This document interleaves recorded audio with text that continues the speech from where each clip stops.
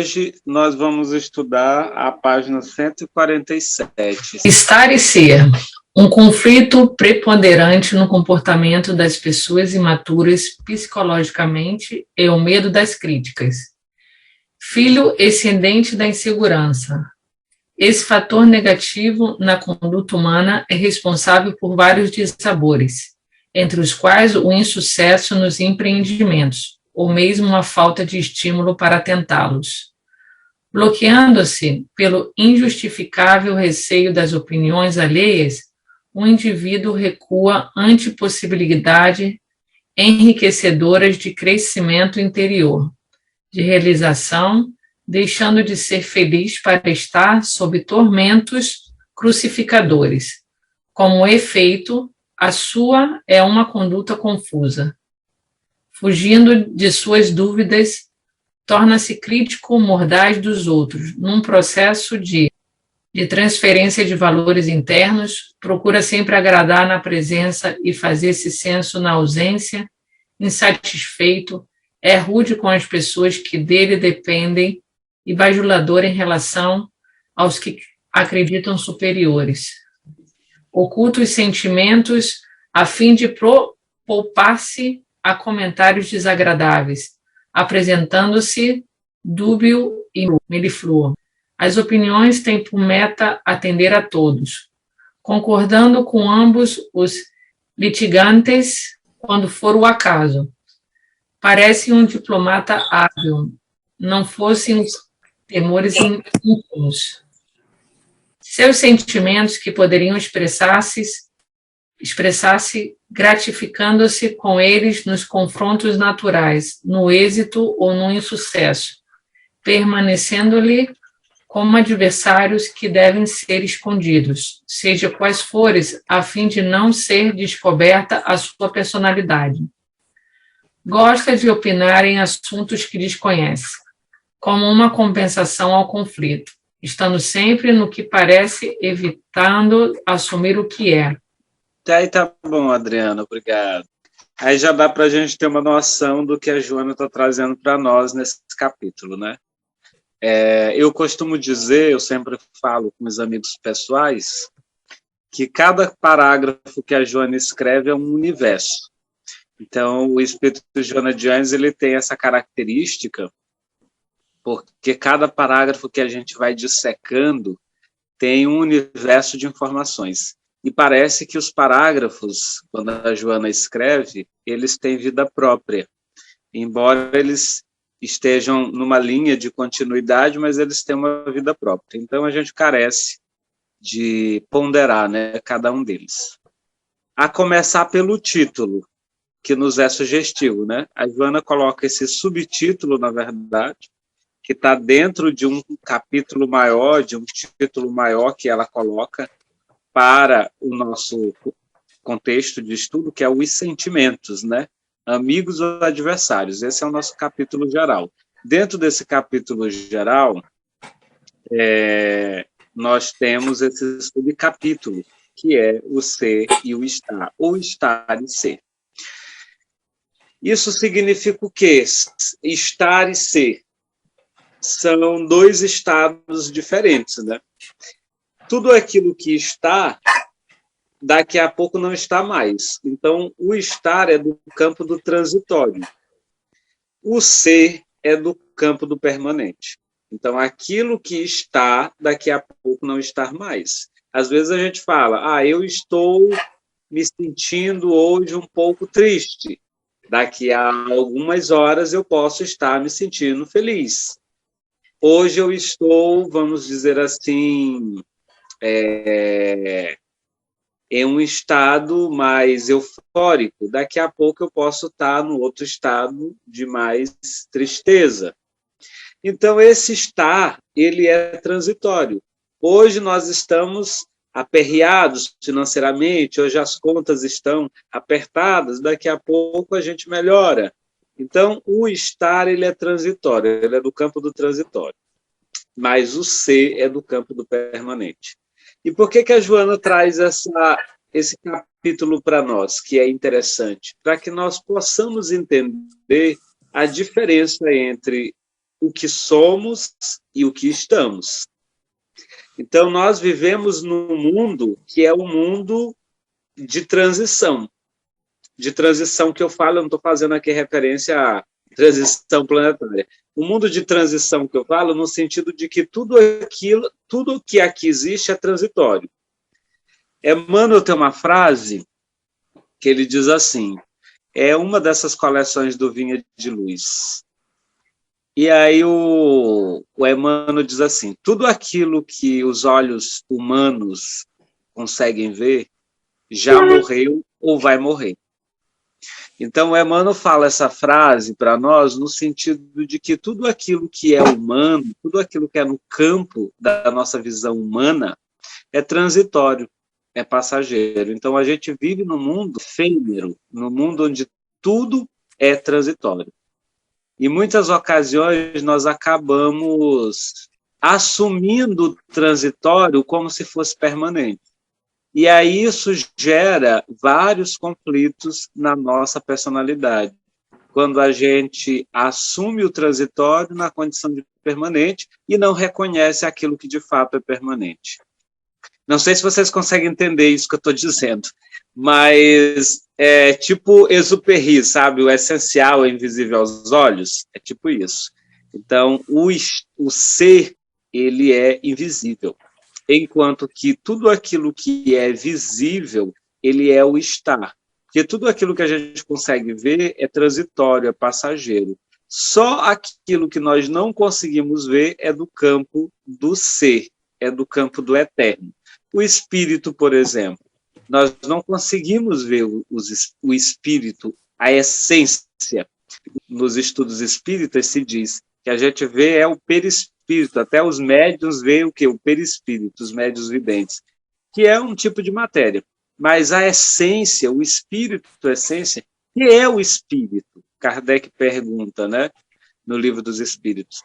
E eles dizem que é apenas o princípio inteligente do universo. Então é uma definição que, em verdade, não define muita coisa.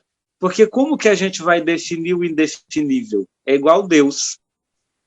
Né? Como é que pode definir aquilo que não tem definição? Então, como é que a gente pode limitar o ilimitado? Aí a gente se perde um pouco. Então, o essencial, ele é do campo do ser. Só que o que acontece? Às vezes a gente coloca o transitório num estado de permanência e gera uma série de conflitos. Nós começamos a parecer ser aquilo que, na verdade, nós não somos. E aí gera um problema, porque a gente não vai em busca da nossa essência, do que, de fato, nós somos. E nós ficamos apenas no campo do transitório, do estar. E a Joana começa aí o trecho do parágrafo, só para a gente dissecar e esmiuçar um pouco, ela começa dizendo assim, o conflito preponderante no comportamento das pessoas imaturas psicologicamente é o medo das críticas. Olha só, nós todos temos medo de crítica, né? E isso reflete o que Joana está falando? Isso reflete uma imaturidade psicológica, quando a gente tem medo de ser criticado, quando a gente tem medo de errar, quando a gente tem medo de que alguém nos corrija. Então, nós temos esse conflito de querer fazer as coisas todo o tempo certas, de ninguém nos chamar a atenção, de ninguém nos corrigir. Tem até pessoas que dizem assim, eu não suporto ser chamado a atenção, por isso eu procuro sempre fazer as coisas corretas, etc. Essa pessoa, com certeza, ela tem um conflito. Então, assim, e isso responde pela nossa imaturidade psicológica. Nós, imaturos, não gostamos da crítica, não gostamos de ser chamado a atenção. Tem uma filósofa que eu gosto muito, que é a Viviane Mosé. Gosto muito dessa filósofa, vez ou outra cito ela. A Viviane diz uma coisa que eu acho muito interessante e muito revolucionário. Ela diz que a maior reverência que nós podemos fazer a uma pessoa é discordar dela. Discordar é a coisa mais extraordinária que a gente pode fazer. Mas é tudo aquilo que nós não queremos, é que as pessoas discordem de nós, não é isso? Então, só o indivíduo maduro, amadurecido, ele é capaz de perceber na discordância do outro, a possibilidade de crescer. Enquanto que o infantil, psicologicamente, ele tem medo de ser desafiado nesse sentido, de alguém chegar e discordar dele, ou dizer algo que seja mais fundamental. Então, isso responde pela nossa infância psicológica. Agora, por que a Viviane fala que a maior referência é discordar do outro? Porque a gente só cresce através do debate. Então, quando o outro sempre concorda com o que eu falo, nós não crescemos, a gente estagna. Nós só vamos conseguir criar uma ideia, a gente só vai conseguir desenvolver um pensamento a partir do momento que houver esse conflito de ideias. Aí nós vamos desenvolver uma terceira ideia, algo que é mais fundamental. Então, quando a gente fica naquele jogo de sempre concorda, isso acontece muito no movimento espírita, eu observo muito isso. As pessoas têm muito medo de discordar, mesmo quando elas não concordam, elas não falam, porque elas têm um medo de magoar, de melindrar, de ressentir o outro. Isso responde pela nossa imaturidade. É imaturo tanto aquele que tem medo de ressentir o outro, quanto aquele que se ressente. Porque se o que eu vou dizer é baseado em uma hipótese, é baseado em uma fundamentação, é de acordo com o que nós estamos discutindo, discordar é perfeitamente saudável. Agora, discordar por discordar é leviandade. Agora, se você realmente tem uma base, uma fundamentação para você dizer que não concorda, é super válido. Mas, mesmo assim, a gente faz um acordo de cavalheiros e nunca discorda de ninguém, né? E, às vezes, quando você está numa mesa lá de vários palestrantes, às vezes é um evento no Centro Espírita, tem vários palestrantes, e aí os colegas nunca discordam do outro, eles sempre concordam, sempre anuem com o que o outro está dizendo, muito embora, às vezes, aquilo que o colega tenha dito tenha sido o maior absurdo. Então, assim, isso responde o quê? Pela nossa imaturidade. Só nesse parágrafo, Joana já fala isso para nós. Ela diz, filho excedente da insegurança, esse fator negativo na conduta humana é responsável por vários dissabores, entre os quais o insucesso nos empreendimentos ou mesmo a falta de estímulos para tentá-los.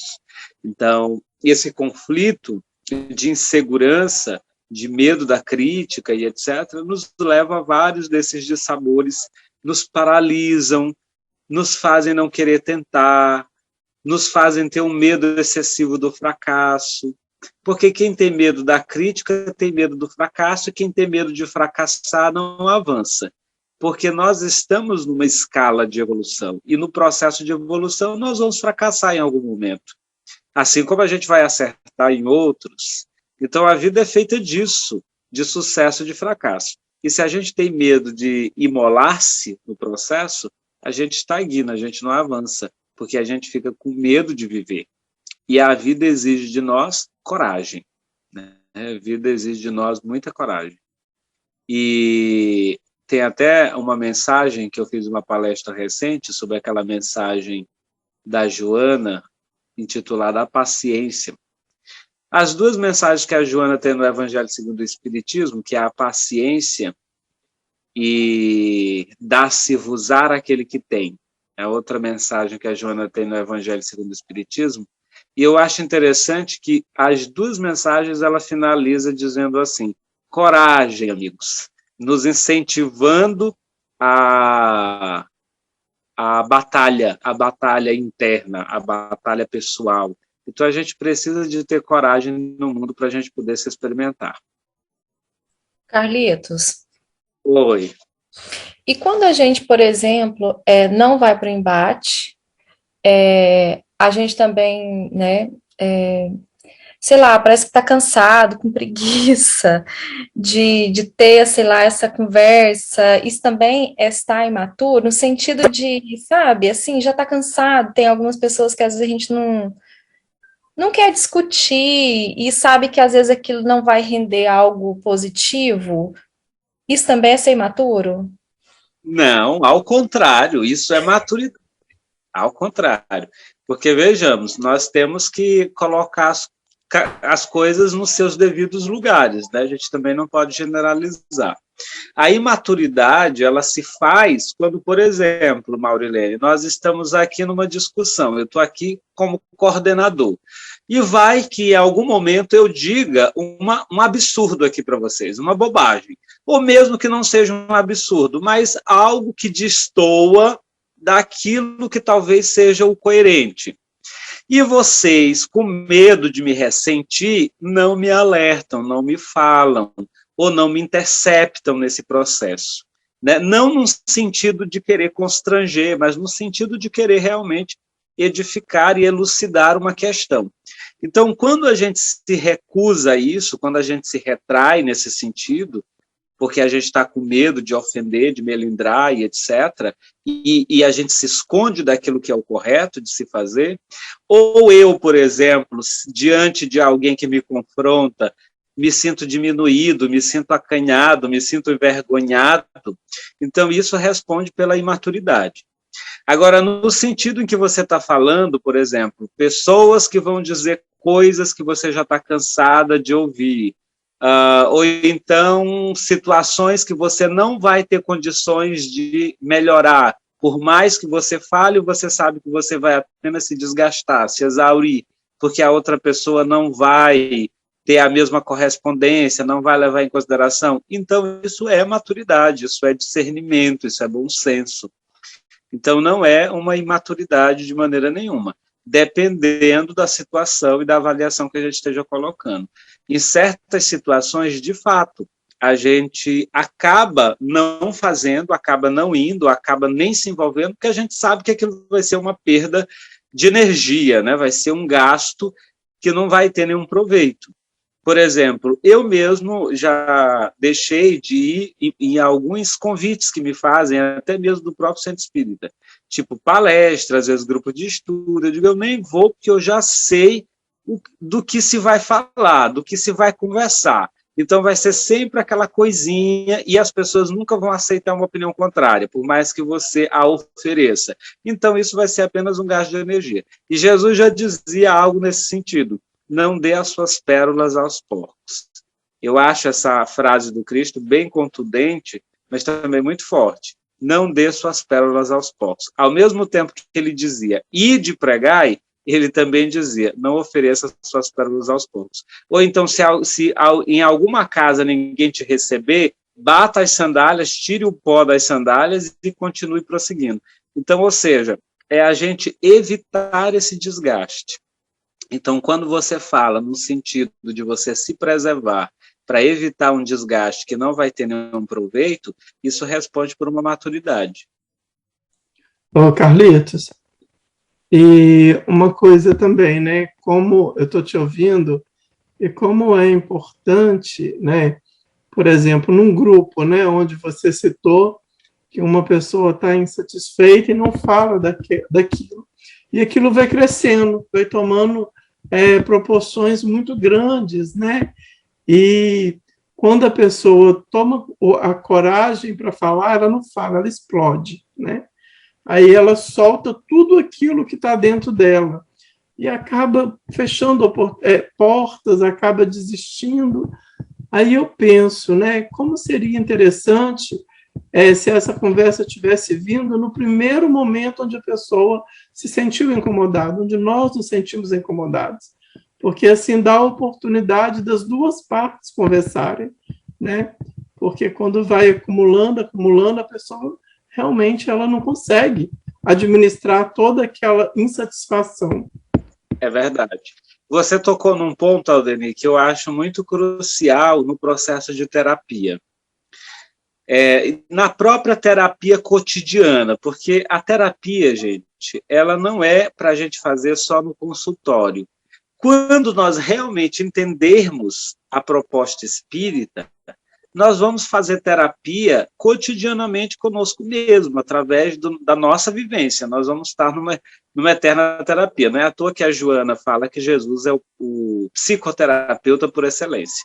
Porque quando nós aplicamos o evangelho em a nossa vida, nós estamos o tempo inteiro fazendo terapia consigo mesmo, uma autoterapia. Então, isso é tão interessante que você fala, Denis, porque tem algumas pessoas que dizem o seguinte, pessoas imaturas têm essa frase. Eu me chateei, mas eu não consigo falar agora. Ou seja, eu sou aquele tipo de pessoa que não fala, que guarda. Tem muita gente que fala isso, que eu ouço muito. Eu não sou de falar, eu não sou de expor, me incomoda, mas eu não falo, me ressente, mas eu não digo nada, eu prefiro manter silêncio. E aí, o que acontece? Gera um problema, exatamente esse problema que você tocou, Aldeni. Vai virando uma bola de neve, porque aquilo vai se acumulando, vai se acentuando, e a cada vez que você vai passando, aquilo vai aumentando, até que chega uma hora que você vai ter o surto, o famoso surto. Então, o que é o surto? É quando o inconsciente, ele rompe essa barreira. Ou seja, você já segurou tanto e chega uma hora em que aquele conteúdo ele não consegue mais ser represado e ele vem à consciência. E aí você acaba jogando, fazendo aquela catarse, uma espécie de catarse, só que descontrolada. E aí você acaba tendo esse surto, e aí gera um conflito maior e etc. Algo que poderia ser perfeitamente evitado se você tivesse feito isso antes. Mesmo que não fosse naquele momento de raiva. Mas eu estava com raiva e eu estava chateado naquele momento e eu preferi não falar. Ótimo, perfeito. Mas você, depois que a raiva passou, espera uma oportunidade, chama a pessoa, conversa. Às vezes, naquele momento mesmo específico, pode ser que tenha sido desagradável se você, de fato, explodisse ou falasse, talvez aquilo repercutiria de maneira negativa. Então, o bom senso nos pede que a gente aguarde, deixe a situação melhorar, mas que a necessidade de você falar, de você expor aquilo que te incomoda, em algum momento, você precisa fazer. Porque isso nos resguarda de muitos conflitos interpessoais. E a gente que vive no relacionamento interpessoal o tempo inteiro, a gente precisa sempre fazer essa catarse, essa conversa, esse diálogo. Os casais têm muito medo de DR. As pessoas, quando falam assim, DR, discutir a relação, né? Os casais têm muito medo, acham que isso é uma coisa ruim. Mas eu acho uma coisa maravilhosa, super saudável, e super recomendo na condição de terapeuta. Vamos fazer DR. E a DR, gente, não é brigar, a DR é discutir a relação, é dialogar a relação, entende? Eu já falei aqui outras vezes, o Evangelho no Lar é uma espécie de catarse dos integrantes do lar. É o momento onde cada um vai falar das suas feridas, falar daquilo que lhe incomoda, daquilo que lhe ressente, à luz do Evangelho, obviamente. E seria tão bom se os casais, os cônjuges, que toda noite fossem dormir e tivesse esse momento de diálogo acerca do dia, acerca do que o chateou, daquilo que lhe incomodou.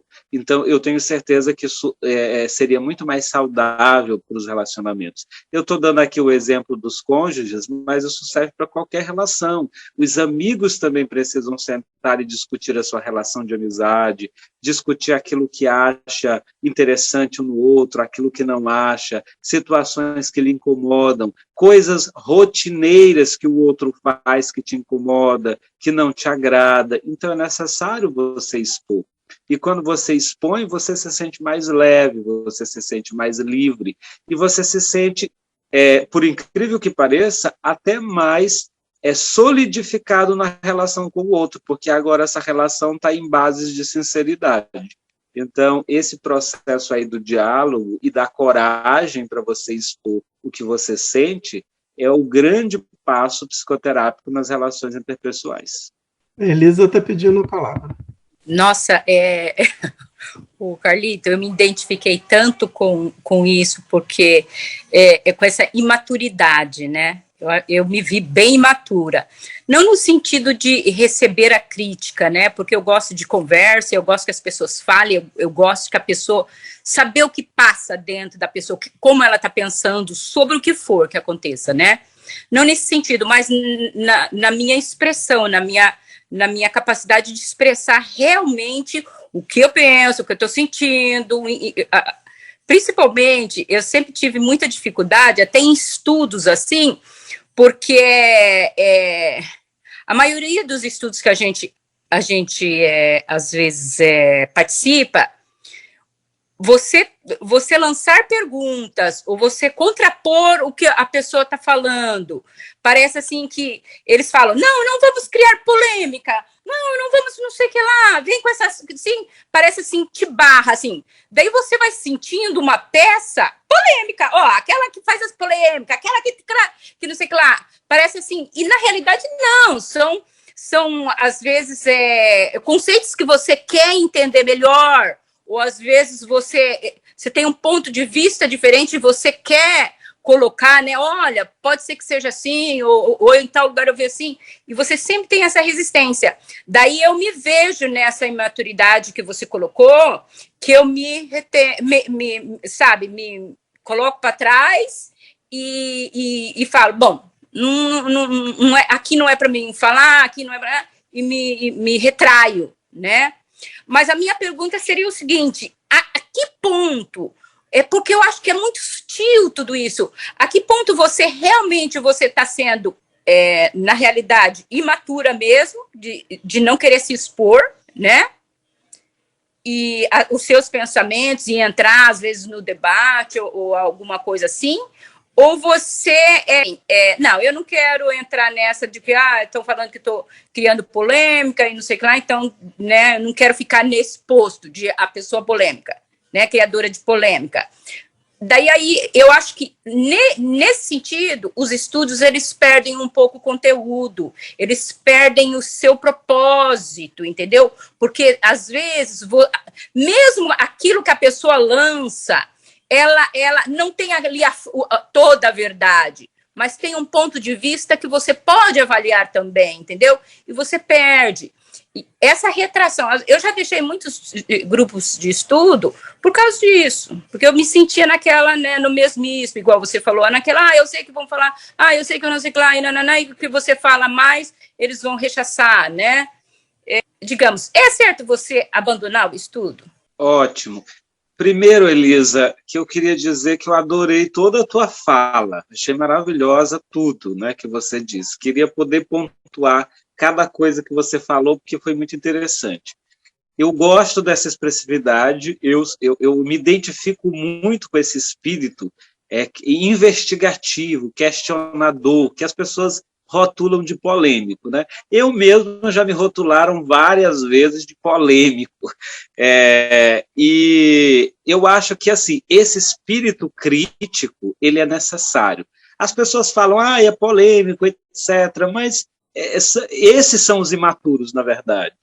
Muitas pessoas que são rotuladas de polêmicas, na verdade, elas estão apenas em busca de uma compreensão além, de uma compreensão a mais. É alguém que consegue ver além daquilo que as pessoas estão limitadas. Eu acho muito extraordinário isso que você diz e super me afinizo com o que você está falando. Mas não posso pontuar tudo porque foram falas muito interessantes e extensas. Mas, respondendo à indagação que você me faz, eu não acredito que seja maturidade nenhum ponto aí que você falou em relação a si mesmo. Eu acho que seja ao contrário, a maturidade. Porque o que acontece?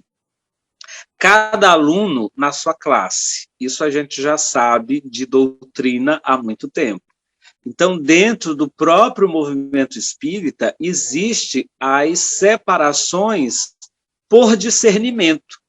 Porque nem todo mundo discerne da mesma forma, nem todo mundo pensa da mesma forma. E Jesus, já sabendo disso, disse algo revolucionário. Ele falou assim, eu não vim trazer a paz, eu vim trazer foi a espada, eu vim trazer foi a divisão. Isso é muito bonito na fala do Cristo, porque o que é essa divisão? Não é a divisão de certo e errado, é a divisão de nível de consciência, é a divisão de capacidade de discernimento, porque nós temos níveis de consciência diferentes, nós temos pontos de vista diferentes, nós temos percepções diferentes. E pela lei de afinidade, nós vamos nos agregando aos grupos e aos amigos, ou aos conteúdos que nos são afins. Então, vou agora pegar alguns pontos pessoais para poder ilustrar. No movimento espírita, existe um movimento assim que coloca muitos autores de livros, médiuns ou não, como se fosse assim, tipo uma inquisição, né? Uma heresia, rechaçando determinados conteúdos. Então, por exemplo, vou citar alguns para vocês. Por exemplo, tem um autor chamado Robson Pinheiro, que é um médium, e ele escreve através de vários espíritos, principalmente um chamado Ângelo Inácio. E esse médium, ele tem vários escritos sobre conteúdos umbandistas à luz do espiritismo. Por conta disso, ele é muito rechaçado no movimento espírita por muitas pessoas. Outra personalidade é um espiritualista chamado Pietro Baldi, que também é muito rechaçado pelo movimento espírita. Não pela doutrina, pelo movimento, pelas pessoas, e pelos espíritas. Não todos, mas a maioria. Nós temos outro, por exemplo, que é o Valdo Vieira, que é até considerado por muitos espíritas como o dissidente de Chico Xavier. E assim nós temos uma fileira de personalidades nesse sentido. E o que eu fiz quando eu fiquei sabendo dessas coisas todas? Ao invés de eu ir pelo movimento de massificação, ou seja, todo mundo está dizendo isso, então eu vou comprar o que todo mundo está dizendo, eu fiz diferente. Eu disse, não, eu quero ler esses caras. Eu quero conhecer o que eles estão dizendo. Eu quero ver o conteúdo que eles têm para me apresentar, para eu poder ter uma opinião minha formada. Eu quero comparar aquilo que Kardec coloca, aquilo que os espíritos sérios colocam e aquilo que eles estão colocando. E nesse processo de estudo, nesse processo de comparar, nesse processo de analisar, porque comparar, analisar e estudar requer tempo, e é isso que as pessoas não querem, entende? As pessoas elas não querem ter o esforço de pesquisar. Então, por isso, elas ficam reproduzindo o que todo mundo diz. E nesse processo, eu posso dizer para vocês uma coisa extraordinária. Eu aprendi muito, eu vi tanta coisa nova, e mais do que nova, eu passei a melhor entender até a doutrina espírita. Então, quando a gente lê esses autores, você até interpreta melhor aquilo que Kardec está dizendo, aquilo que Emmanuel está dizendo, André Luiz está dizendo, Joana está dizendo. Eu quero dizer que esse espírito revolucionário, esse espírito investigativo, esse espírito que as pessoas chamam de polêmico, é a consciência amadurecida em busca de mais, em busca de algo que não lhe preenche mais, porque chega um momento, Elisa, que esse conteúdo mínimo que as pessoas nos dão na casa espírita, tipo, a reencarnação é isso aqui, mediunidade, obsessão, essas coisinhas mínimas, chega um momento que elas não são mais suficientes. Chega um momento que, para o espírito maduro, você quer mais. Não que você vai descrer da reencarnação, da mediunidade, da obsessão, etc. Mas você quer ampliar isso, você quer ver mais além, você quer saber até onde é que vai isso aí. Então, e o espírito investigativo não leva nesse sentido. E quando você está com essa fome, com essa sede, com essa ânsia de querer mais, e você chega num grupo de estudo, ou em qualquer um grupamento espírita, e você se depara com o ABC, com o embrionário, com aquilo que você já está cansado de saber, aquilo que as pessoas já estão cansadas de repetir, claro que você não quer ficar ali, porque aquilo não te satisfaz. Então, isso não é arrogância, isso não é imaturidade, ao contrário, isso responde por uma maturidade e por um nível de consciência a mais daquilo que você está buscando e daquilo que você quer. Então, se aquilo não me satisfaz mais e não preenche as minhas necessidades, eu tenho que sair dali, porque ficar ali é uma violência. Todas as vezes onde nós ficamos num ambiente que não nos é agradável, que não nos é afim, é uma violência psicológica. Você está se violentando, porque, no fundo, você não está gostando de estar ali. E se você não está gostando, não está sendo prazeroso. Se não está sendo prazeroso, você não está aprendendo e você não está contribuindo. Então, é natural que a gente respeite as leis de afinidade. Eu mesmo não fico em muitos grupos, as pessoas me convidam, vem para o grupo de estudo aqui, vem para o grupo. E as pessoas até falam, esse daí é porque já quer saber mais do que todo mundo. As pessoas falam isso. É porque esse aqui, depois que começou a estudar a Joana, é só Joana, só quer saber de Joana, entendeu? Então, mas as pessoas falam o que quiserem falar.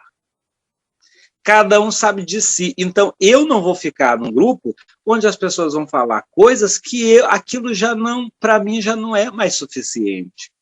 Eu quero o novo, eu quero o diferente. Aí tem um palestrante, tal, determinado palestrante. Eu já sei o que aquele palestrante vai dizer, o que eu vou fazer lá? Eu já sei decorado o que ele vai dizer, eu não vou. Mas isso não é arrogância. Isso é respeito consigo mesmo. Porque eu vou perder um tempo que eu poderia empregar com outra finalidade. Agora, claro, se aquilo que a pessoa vai me mostrar me instiga, me provoca, me faz querer saber mais, aí é lá que eu quero ficar. Isso é perfeitamente natural. Isso faz parte das leis de afinidade. Isso responde pelo nosso discernimento, se responde pela nossa maturidade. Raciocina comigo, um aluno da faculdade e assistir aula no primário não tem lógica nenhuma. Não tem nenhuma lógica. Por quê? Porque ele não vai aprender nada. Se ele não for para contribuir, para ajudar, ele não vai aprender nada ali, porque tudo ali ele já sabe, ele já passou por ali. Então, é a lógica da evolução, do discernimento, do crescimento. E tanto é, e o contrário também é verdade, tanto é que um aluno do primário não comporta uma academia universitária, porque não é do nível dele. Ele não tem cérebro para entender. Então, cada um vai para os grupos em que se encontra afim e dentro das suas necessidades. Então, os grupos de ABC são importantes? São. Tem a sua necessidade? Tem, porque tem pessoas que necessitam de estar ali, naqueles grupos. Agora, se essa não é mais a minha necessidade, se essa não satisfaz mais os meus anseios, eu tenho que buscar a minha classe.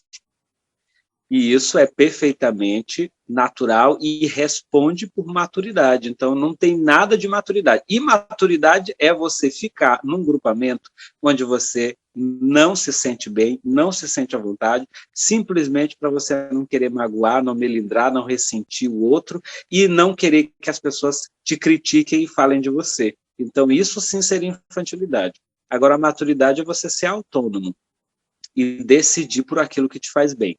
Acredito que é isso. Se alguém quiser dizer mais alguma coisa.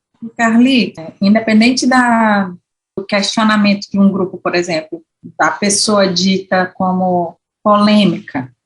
Então, aquela pessoa dita como polêmica, apesar de estar, vamos dizendo assim, incomodando aquele grupo que está no ABC, quando internamente ela já está numa classe à frente, também não pode ocorrer situações do tipo as perguntas, os posicionamentos, as reflexões feitas por uma pessoa num grupo, que essa pessoa ela tem uma comunicação violenta e acaba gerando, assim, vamos dizer, um certo incômodo naquele grupo de estudo, não necessariamente pelo questionamento posto, mas pela comunicação violenta como ela se dirige, e por isso, como as pessoas não sabem lidar com aquela comunicação violenta, acabam também colocando o título de polêmica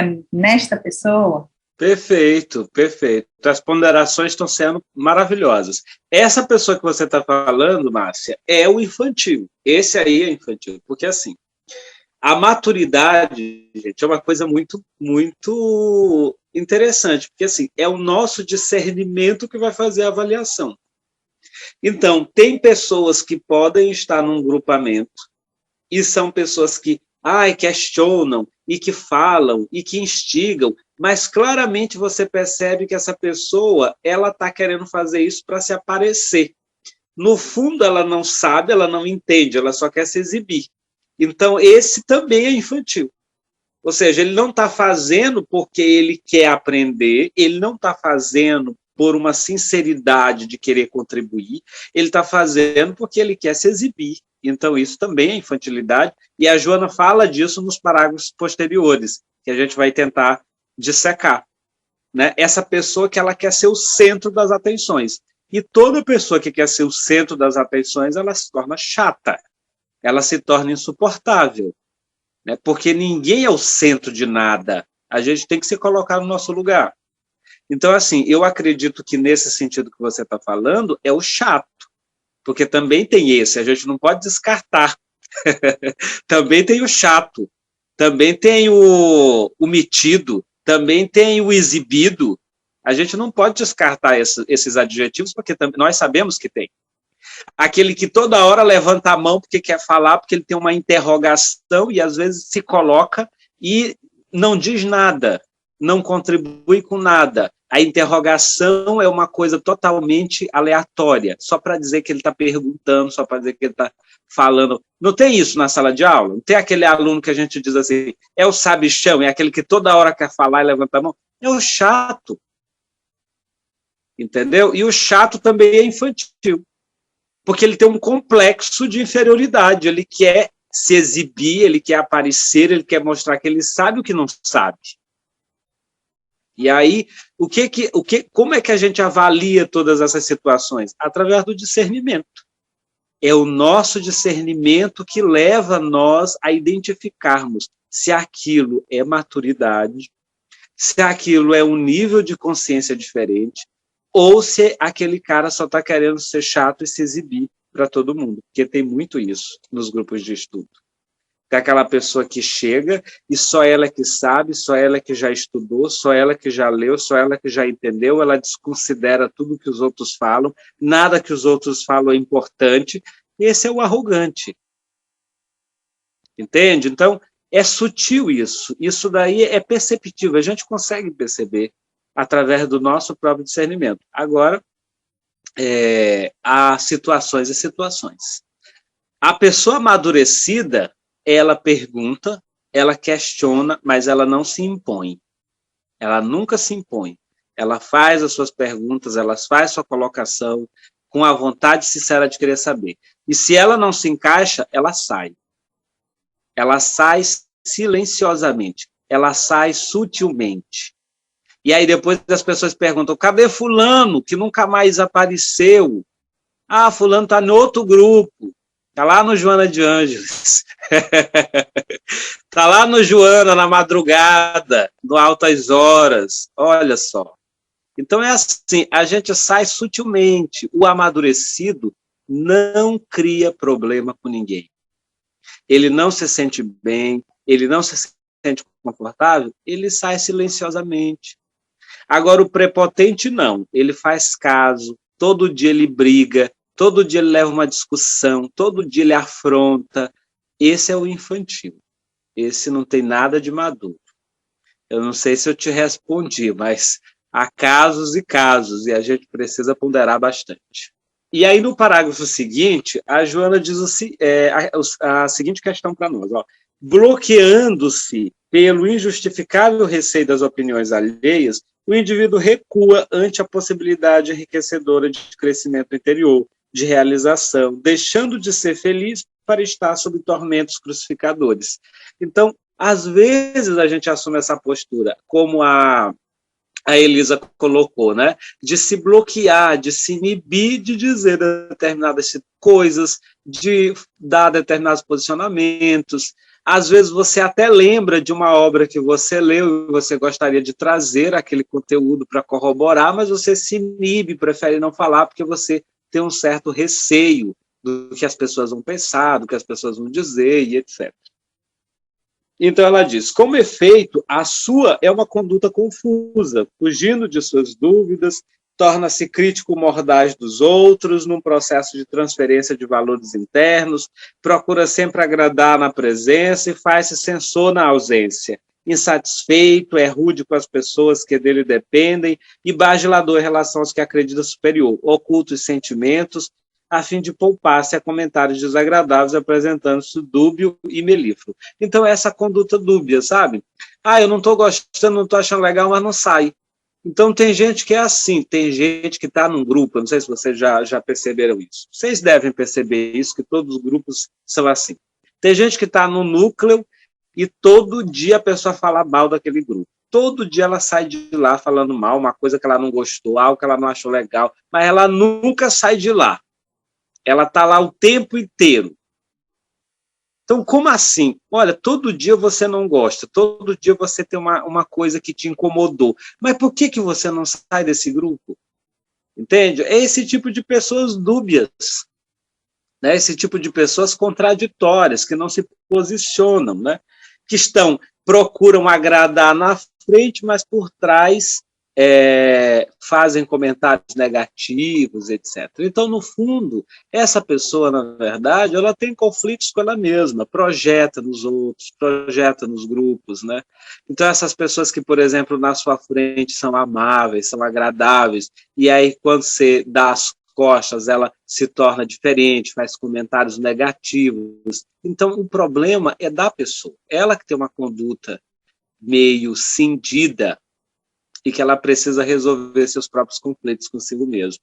Então, eu conheço pessoas que são assim. Eu tenho pessoas que têm surtos esquizofrênicos. Até lá no centro espírita é assim. Ela chega, faz um discurso de doutrina lindo, maravilhoso, que a doutrina é isso, que a doutrina é aquilo. Aí, quando é no dia seguinte, ela está dizendo que ela não sabe nem por que ela vai nesse centro espírita. Entendeu? É uma coisa assim meio esquizofrênica, sabe? Então, no outro dia, eu não sei, eu vou largar isso, eu acho que isso não tem futuro, e eu fico pensando, eu digo, meu Deus, como entender uma complexidade dessa?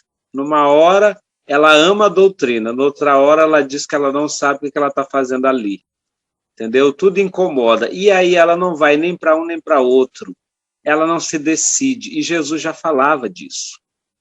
Jesus e o Apocalipse também de João já falava isso. Diz assim o Apocalipse, que nós deveríamos de ser quentes ou frios, porque os mornos seriam vomitados. Então, o que é o morno? Essa pessoa que não se decide, essa pessoa que ela não sabe o que ela quer. Ela não tem um posicionamento coerente. Hoje ela diz uma coisa, daqui a pouco ela diz outra. Ela não tem uma base. Então, Jesus também já dizia isso quando ele falava, seja o teu falar, sim, sim, não, não. Porque tudo aquilo que passa, tudo que passar disso é de procedência maligna. Então, a gente tem que ter um posicionamento. Mas, para a gente ter um posicionamento, a gente precisa ter uma convicção.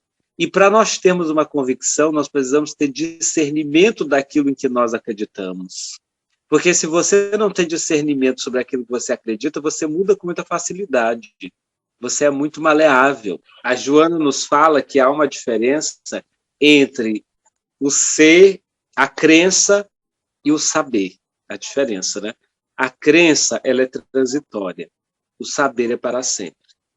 Tem gente que acredita no espiritismo, mas não sabe de espiritismo. Entendeu? Isso é uma grande diferença. Tem gente que acredita, mas não sabe. Porque o saber, ele não é colocado em dúvidas. Então, às vezes, a gente diz assim, eu já até falei disso aqui em outros momentos também, que a gente está sempre falando das mesmas coisas, porque elas são sempre interessantes de ser frisadas. Então, tem pessoas que às vezes dizem assim, eu sou reencarnacionista. E aí, diante de algum acontecimento, elas se perguntam, meu Deus, mas por que isso aconteceu? Né? Por que disso? Porque... Aí ela começa a fazer um monte de interrogação. Bem, mas você não é reencarnacionista? Você não acredita na lei de causa e efeito? Você não defende a imortalidade da alma? Como assim você está se interrogando? E aí você vira um incoerente.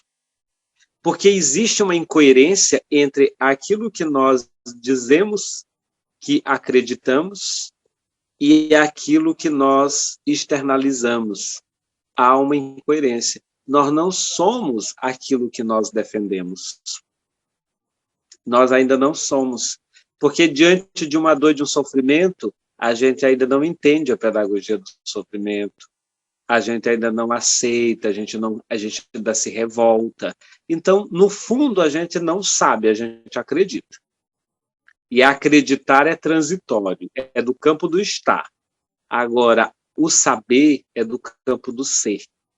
Então, ele é permanente. Eu sei que é. Então, quando a gente sabe, nós temos convicção, nós temos base, a nossa fé, como diz Kardec, ela se torna inabalável, quando a gente sabe que é assim. Então, a gente já não se desespera diante de perdas de filho, diante de muitas tragédias, a gente não se desespera, a gente passa tranquilo, porque nós sabemos que tudo faz parte de um processo. Não que nós vamos nos tornar indiferentes à dor e ao sofrimento, mas a gente vai ter inteligência do que está acontecendo. A gente sabe do que está acontecendo. Então, dos processos da vida, é lei. Ah, fulano morreu muito jovem. É da lei. Quantos estão morrendo jovens? Quantos estão morrendo na infância? Quantos estão morrendo no ventre da mãe, no útero da mãe? A gente morre a qualquer hora, a qualquer momento. Todos estamos morrendo. É lei. Faz parte. E muitos estão morrendo, outros estão nascendo, reencarnando. Então, assim, nós temos que encarar isso que a doutrina espírita nos traz com mais naturalidade, sem os espantos. A gente tem que encarar com mais naturalidade, sem ser indiferente, mas encarar como processos naturais. E as pessoas ainda causam estranhamento. Por quê? Porque, no fundo, elas não sabem, elas acreditam. E quando a gente acredita, a gente muda muito rápido. Né? A gente oscila muito rápido. Então, é basicamente isso que a Joana está falando aqui, desse tipo de personalidades. Então, ela diz mais à frente, só para a gente concluir aquilo que foi lido. Seus sentimentos que poderia expressar-se gratificando-se com eles nos confrontos naturais, no êxito, no insucesso, permanecem-lhe como adversários que devem ser escondidos, sejam quais forem, a fim de não ser descoberta a sua personalidade. Gosta de opinar em assuntos que desconhece como uma compensação ao conflito, estando sempre no que parece, evitando assumir o que é. Então, nós estamos sempre nessa vida de aparência, o tempo todo nessa vida de aparência, nas personas, nas maquiagens. E até saiu agora uma coisa interessante, virou modismo de Instagram, né? Por exemplo, por fora do Stories, né? Assim, como é que você está? Então, virou uma modinha isso no Instagram. Muito interessante. Eu achei muito interessante isso. Porque, olha só, as redes sociais já fazendo uma autorreflexão sobre o seu próprio conteúdo infantil. Então, e aí, por trás do Stories? Porque no Stories todo mundo está bem, né? Todo mundo está feliz, todo mundo tá... No TikTok todo mundo está feliz, né? Na foto que a gente posta todo mundo está sorrindo. Mas e por trás? Como é que está? É uma reflexão interessante. Achei muito interessante. Né? E aí depois as pessoas começaram a fazer chacota, né? Como no Brasil tudo vira chacota, tudo vira anedota. Então as pessoas começaram, por trás do boleto, por trás não sei de quê, como é que você está? Mas a grande pergunta na verdade, quando as pessoas perguntam, por detrás do Stories, como é que você está? Na verdade a pergunta por detrás do Stories, por detrás da aparência, quem é você? Como é que você está sentindo, de fato? Então, qual é a sua essência, de fato? Que a gente está muito no estar. Eu estou assim, eu estou daquela forma. Né? E quem é você? Quem você é? Como você, de fato, sente? Como você, de fato, encara as situações? Né? Então, a verdade, gente, é que, no fundo, nós estamos todos insatisfeitos. Todos insatisfeitos com alguma coisa. Por que nós estamos insatisfeitos com alguma coisa? Porque esse mundo não é o mundo da planificação. Ninguém está feliz. Os espíritos já diziam isso para nós. A felicidade não é desse mundo. Não é. Por que a felicidade não é deste mundo? Porque óbvio que não é. Se esse mundo é de prova e de sofrimento, óbvio que a felicidade não é daqui. Porque todo mundo está em prova e está em sofrimento. E quem está em provação e em sofrimento não está experienciando felicidade. Está experienciando angústia, tristeza, está experienciando sofrimento, está experienciando uma série de coisas que fazem parte do campo da prova. Carência, felicidade, não. A gente só vai encontrar felicidade quando a gente superar tudo isso. Aí é que a gente vai encontrar a felicidade. Às vezes a gente diz assim, eu estou feliz hoje, né? A gente sente rasgos disso. Estar. E o que significa isso? Eu estou agora, mas daqui a 15 minutos eu posso não estar mais. Agora, eu sou feliz é diferente. É diferente. Ser feliz é muito grande. Isso é para espírito puro. Eu sou feliz. Nós não somos ainda felizes, nós estamos nos experimentando ainda nessa tentativa de felicidade. Mas a verdade é que ninguém está totalmente bem. Todo mundo está passando por algum processo de buril, de transformação, de sofrimento, porque é o mundo da prova e é o mundo do sofrimento. Essa é que é a grande verdade. E o Espiritismo nos vem em que sentido? Ele vem no sentido de nos dar as ferramentas necessárias para a gente aprender a passar bem, sem se comprometer, sem se equivocar mais. Não significa que a gente não vai deixar mais de sofrer, de sentir angústia. Não, nada disso. Porque Chico Xavier também sentia, Divaldo também sente. Eu até vi uma palestra recente do Divaldo, uma live, que ele falava sobre a grande solidão que ele está sentindo nesses últimos dias de vida, já nos 93 anos. Ele falava que é uma profunda solidão, porque todos os seus afins já estão desencarnando, ele se encontra sozinho, extremamente em solidão, e que às vezes ele sente uma saudade absurda do seu companheiro Nilson, que foi o seu companheiro de longos anos de trabalho, principalmente na Mansão do Caminho. Então, ele experimenta angústia. O corpo alquebrado, cansado. Claro que ele sente angústia, claro que ele sente tristeza, claro que ele passa pelas suas dores, pelas suas provas ainda. Então, ele está passando bem, porque está cumprindo com seus deveres. Está sendo paciente, está sendo resignado, está respeitando o próximo, está fazendo bem, está fazendo a caridade. Ele está passando bem, sem comprometimento. Isso é ótimo. Mas isso não o exime. Então, essa que é a falsa ideia que a gente tem aqui nesse mundo. A gente acha que se a gente fizer tudo direitinho, a gente vai estar isento. Não existe isso, porque é da categoria do planeta. Prova e sofrimento. Todo mundo que vem para cá está sujeito a ela. Então, assim, é isso. Por detrás daí, como é que vocês estão? Eu sei que vocês não estão bem. Mas eu sei que vocês estão passando bem. Não é? É diferente. Eu estou passando bem, embora eu não esteja, porque todo mundo está vivendo a sua prova ou a sua expiação. Mas o Espiritismo nos dá essa possibilidade de passar bem. Jesus até tem uma frase que ele diz assim, faze isso e viverás. Eu acho muito bonita essa frase, ou seja, segue a recomendação e você vai ter no final vida, vida abundante. E o que é essa vida? Essa vida não é a vida no sentido de morte e vida, como a gente conhece, é no sentido de planificação. Porque o indivíduo planificado é o indivíduo cheio de vida. O indivíduo com consciência de culpa é o indivíduo morto. Vocês já imaginaram o que é consciência de culpa? Gente, consciência de culpa é a morte. porque a gente se retrai, a gente não tem vontade de viver, a gente se auto-pune. Então, é uma morte psicológica.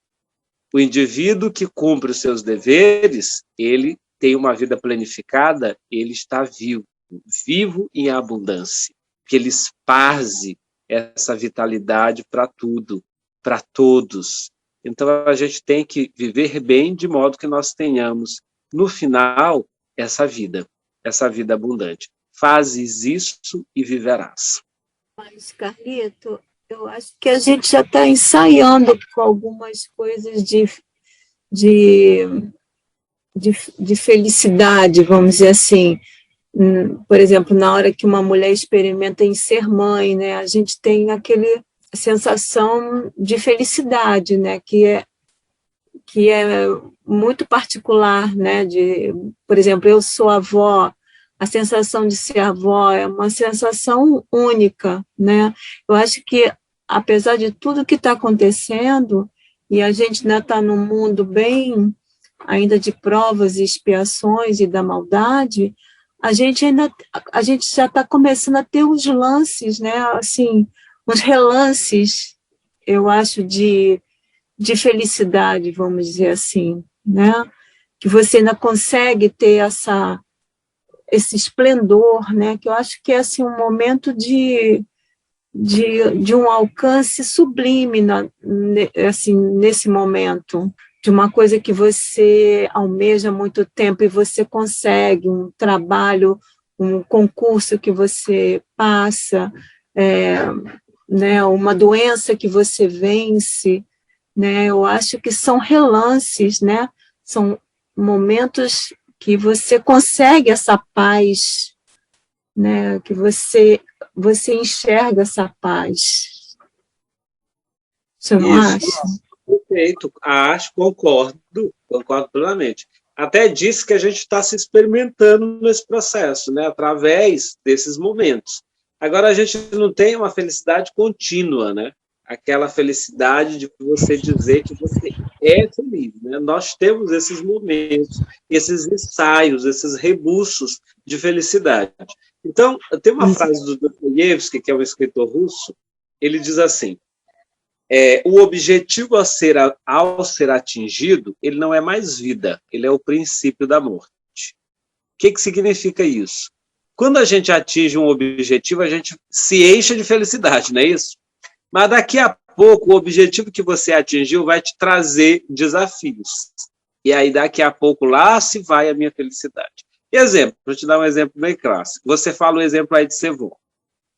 Não sei se é seu caso, mas, por exemplo, quero muito netinho, que coisa maravilhosa ser avó ou ser avô. Aí vem o neto. Aí, que felicidade, que realização. Aí daqui a pouco esse neto vai crescendo, aí os pais vão deixando esse neto contigo porque querem sair, e aí esse neto chora a noite inteira, aí você tem que cuidar deste neto, e aí o neto, a felicidade, ela já vai criando seus desafios, ela já vai trazendo as suas provas. Aí concurso, eu quero muito passar naquele concurso, naquele emprego, é o emprego dos meus sonhos. Aí, beleza, você consegue passar. No dia que você consegue passar, você tem um êxtase, né? Nossa, eu estou tão feliz. Aí, quando você começa a trabalhar, aí tem os problemas do trabalho, tem o chefe que é complicado, tem o colega que fala mal de você, aí a realização já vai te trazendo desafios, provas. Então, o que eu quero te dizer é o seguinte, a gente sente a felicidade? Sente. Mas a própria felicidade que nós conquistamos, ela nos traz os desafios, ela nos traz as provas, ela nos traz, talvez, algum tipo de sofrimento também, porque esse mundo é o mundo da superação. Joana diz algo muito interessante, em outro momento ela fala, após a superação de um problema, aguarde o próximo. Então, assim, a gente sempre está tendo desafios a ser superado. E isso desafia a nossa própria felicidade. Meu Deus, eu estava tão feliz, agora chega esse problema, chega esse pepino para eu resolver. A vida é assim. A vida é assim, a vida é desafio, né? E a nossa própria felicidade está embutida já os desafios. Então, assim, essa planificação é que a gente ainda não alcançou, mas concordo plenamente que a gente está se ensaiando nesse processo de felicidade, a gente consegue senti-la em alguns momentos, né? Com certeza, sem dúvida nenhuma. Mas a gente ainda não conseguiu esse processo de estabilizar esse sentimento, porque a gente ainda está num processo de evolução. Não, eu ia falar justamente disso, né, dessa questão, quando eu esqueci o nome dela, ela fala da questão de que a gente tem, eu digo, espasmos de felicidade, né, momentos, mas assim, não é a felicidade, como o Carlito já falou, não é a felicidade plena e absoluta, né? Elas são momentos, eu sempre imagino esses momentos como algo de ânimo para o que vem, que pode vir à frente, né? Como o Carlito fala, se você tem um momento de felicidade, pode esperar que você vai ter mais aprendizado. Então, eu sempre vejo dessa forma. Eu estou muito feliz, não que eu esteja prevendo que eu vou ter momentos de infelicidade lá na frente, mas sempre vai vir algo para eu aprender mais com isso. Quando eu vi ela falar de ter um filho, né, ter neto, eu não tenho netos, tenho filhos, mas filhos são dádivas, né, a gente tem momentos felizes, mas também tem momentos que dá vontade de esmagá-los, assim, por coisas assim, de deixar a gente super preocupada, de coisas que eles fazem sem perceber que aquilo vai nos atingir de alguma forma, no sentido de nos preocupar. Então, assim, essa felicidade plena, né, aqui, como a Carlito fala, a gente está longe de ter, está evoluindo, mas eu acho que não vai ser nesse plano que vai existir essa felicidade plena. Isso, perfeito. Nem nesse, nem no outro, tá, Clécia?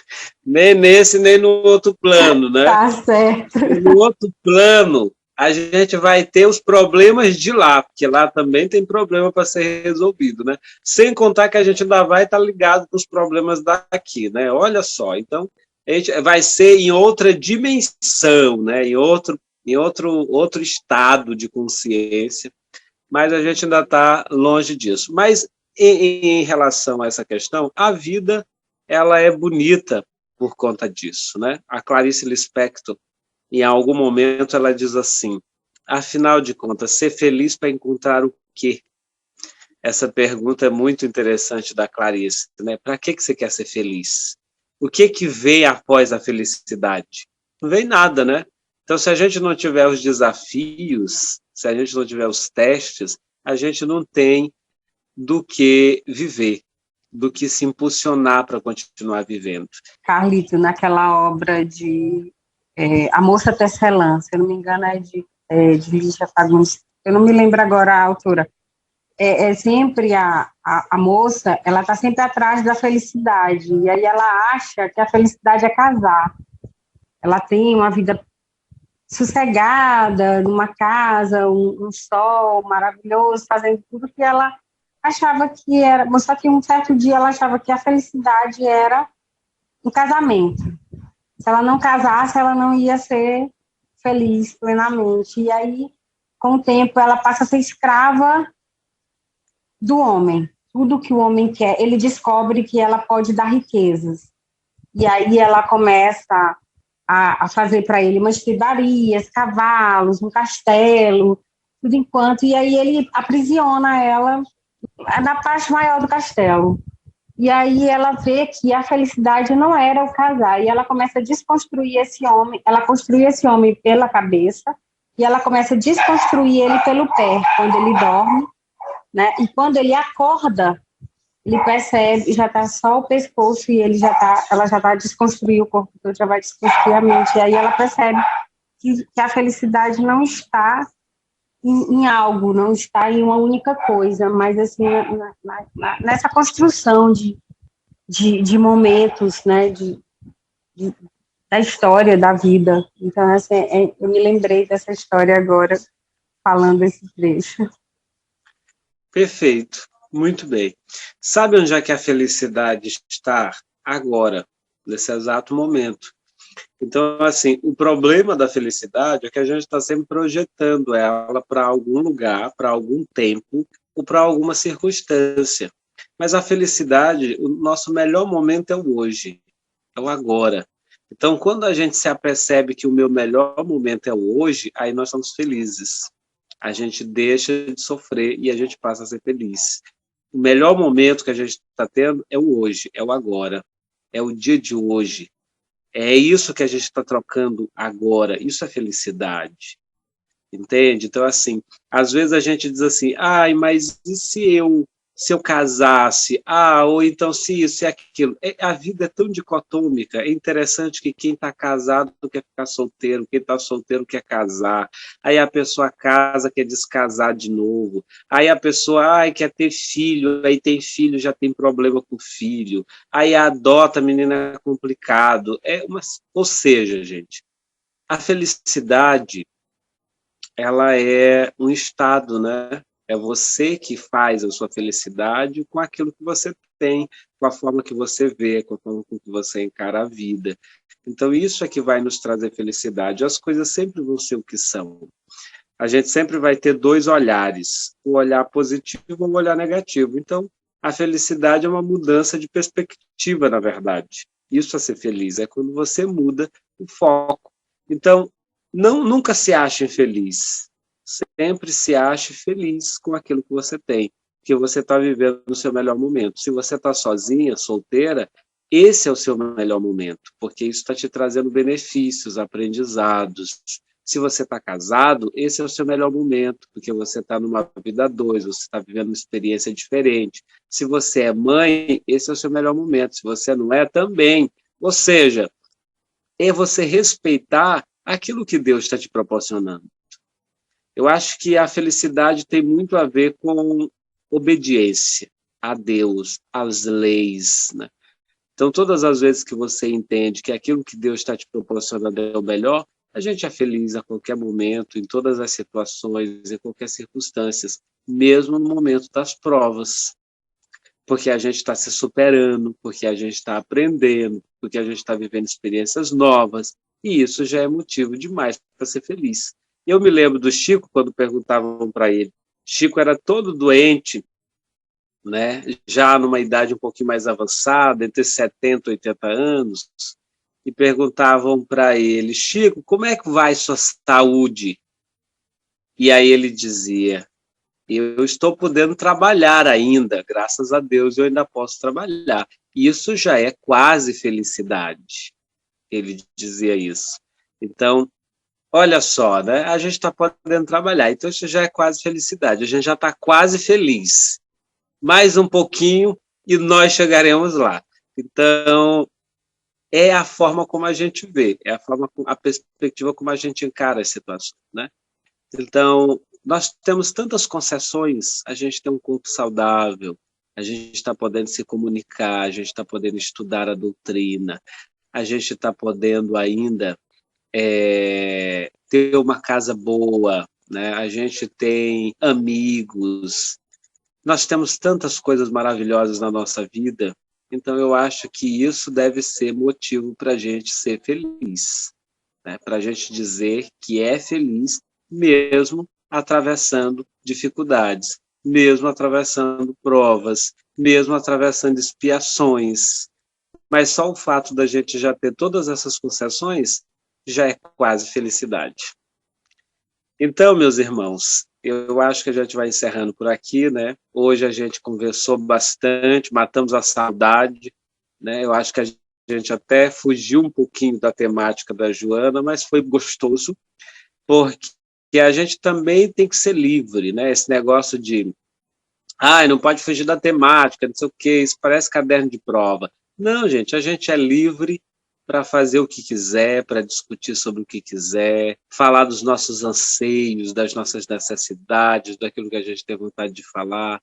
Eu sempre digo que os grupos de Joana, a qual eu coordeno, são os grupos de maior liberdade. As pessoas podem dizer o que quiser, serem o que quiser, expressarem o que quiser, sem nenhuma censura. Porque com toda sinceridade, eu não censuro nada que as pessoas dizem no momento de estudo. porque é o momento onde a gente partilha, e é o momento que a gente faz catarse, porque às vezes a gente não tem a oportunidade de falar, de expressar certas coisas em outros ambientes. Então, os grupos de estudo também são grupos terapêuticos, onde a gente tem essa possibilidade de fazer as nossas catarses emocionais. E fico muito feliz quando vocês conseguem realizar a de vocês. Então, obrigado. Passo a palavra aí para quem queira falar, ao Denis, se quiser encerrar para nós. Alguém quer falar? O estudo foi excelente, como sempre, né, gente? Muito obrigado, Carlito, por todas as informações e por todo o seu tempo doado aqui conosco. Muito obrigado também a cada um de vocês, né, que sempre estão aqui e doando também um pouquinho de vocês.